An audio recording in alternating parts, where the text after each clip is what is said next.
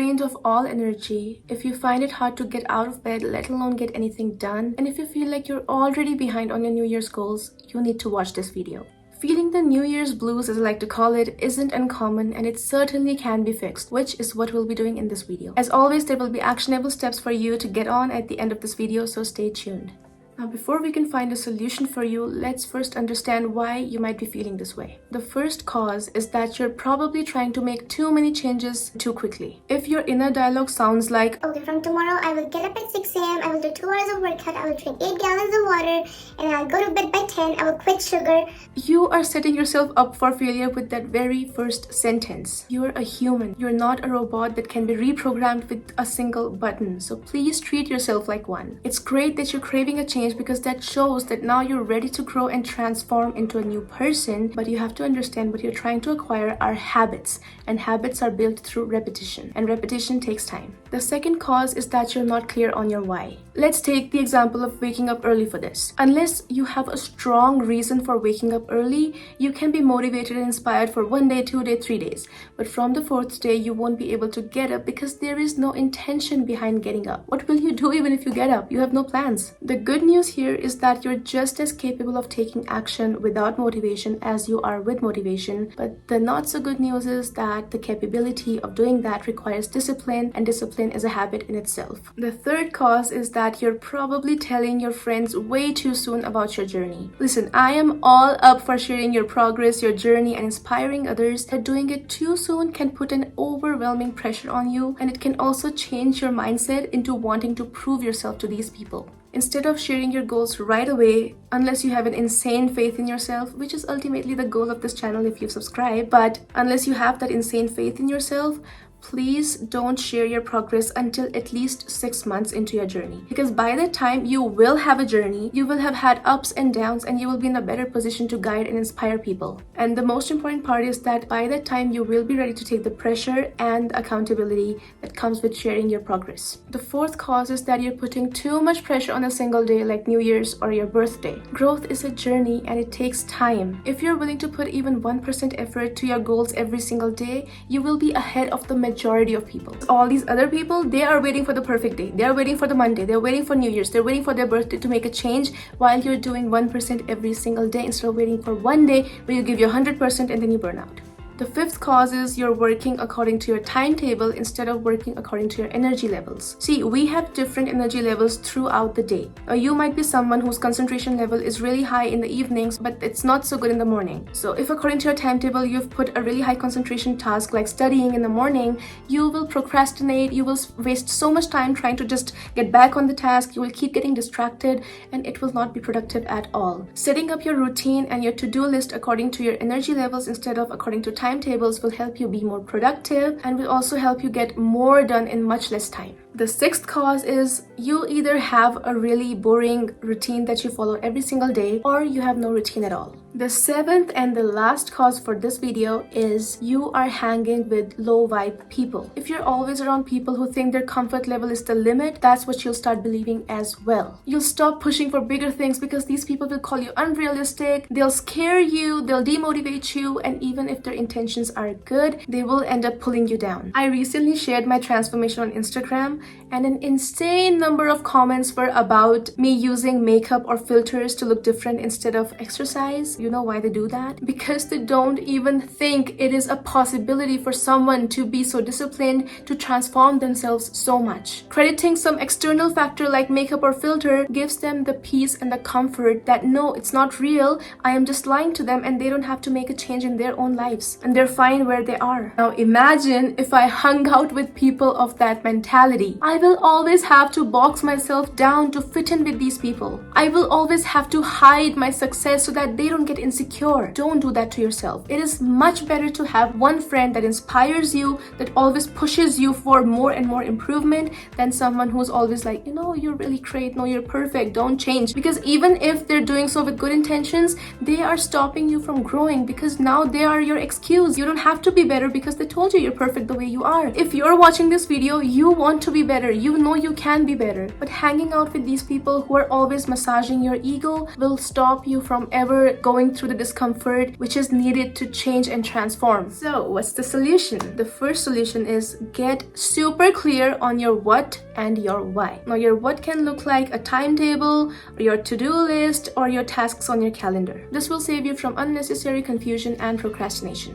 The why will help you push through in times of low motivation. So what are you trying to gain from this task in the long run? Second solution is do check-ins to understand your pace and your energy levels. So what I've been doing since the beginning of this year is I wrote down my resolutions, so the big goals for this year, and then I turned them into daily activities that'll get me there. And then I transferred these activities into my calendar and I check in with that calendar every single week. For example, editing took me 7 hours, but I had only allotted 3 hours to it in my calendar. So I put a note over there that, you know what, I need 7 hours for this. And I had reading after that, but I felt really drained because of all the high concentration work by the end. Instead, I can do something low concentration, for example, engaging on social media, making reels and stuff like that. And I can put reading to another day. This will help me stay more productive, get more work done, and overall protect my mental health. Now I'm not working according to my timetable. My timetable is working according to me because I am checking in every single week and making the necessary changes. Third solution is set up rewards and use habit stacking to achieve your goals. James Clear in Atomic Habits also mentions this, and I have mentioned reward system a lot of times before, but for the sake of this video, let me explain this to you in a quick way. So your rewards are things that you enjoy doing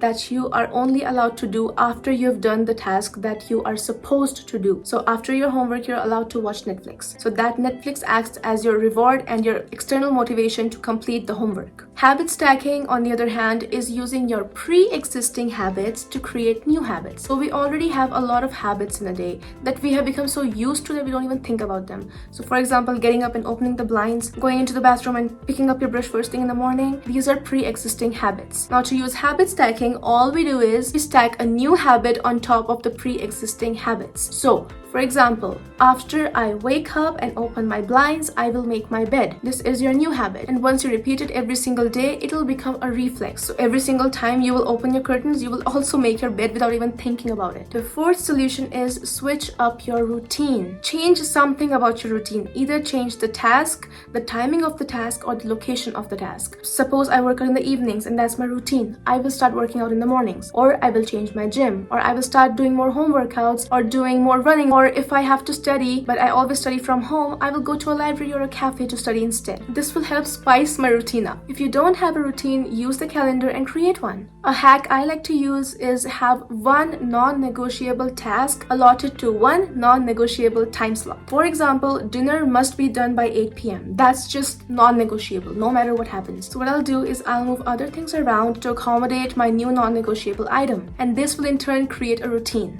Don't set more than one big challenge per week. If you get comfortable with it, try increasing your tasks, but at any point, if you feel burnt out, if you feel like you're getting back into a slump, stop and look, are you trying to change too much at once again? The last solution is have the right kind of rest. Listen, I get it, after a long day, even I want to just sit and watch Netflix.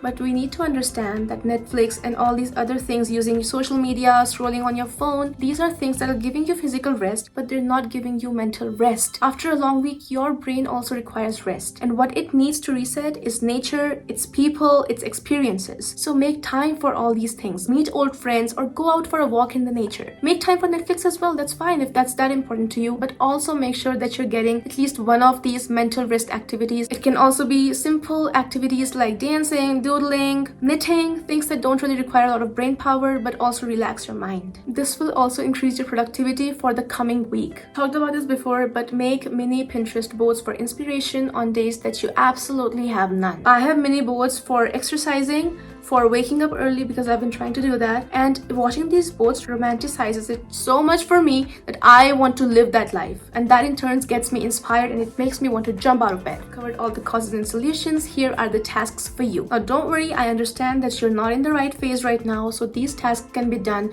just sitting on your bed. so don't skip them. The first task is note down all your goals and your why behind them. So note down all your resolutions. They can be as big or as small as you're comfortable with, and write down your why behind them. Why are you doing this? What are you hoping to gain from this in 6 months, in the future, in 5 years? Now turn them into daily to-do lists. These are actions that you will take every single day, like steps on a ladder that'll get you to the top. Second is set this up in your calendar and do weekly check-ins for them. Make any changes needed on Sundays so you're always set for the next week. Third is set up rewards that don't clash with your goals, by the way. So don't try to eat a pizza as your reward after working out. That doesn't work. Your fourth task is try habit stacking once this week. Try to think of the habits that you already have, like waking up and opening the blinds or picking up your phone every time it rings, and now add more habits on top of that. If you're trying to work out more, your new habit stack can be every time I come home from work, I will open my work shoes and I will wear my gym clothes. Fifth is make a list of 20 things that you enjoy doing, like dancing, writing, going on brunches, dressing up, putting on makeup to go nowhere. Now every single week when you take a break, do one of these activities. You're free to watch Netflix after that. Use that as your reward. Sixth is make mini Pinterest board for one thing that you're struggling with. So if you're struggling with workout, make a workout board. If you're struggling with studying, just search for Rory Gilmore vibes, search for studying aesthetic, and make a board from there. Now go through these every single time you don't feel like doing the task. Your seventh and last and most important task is on days you don't feel like doing anything, be kind to yourself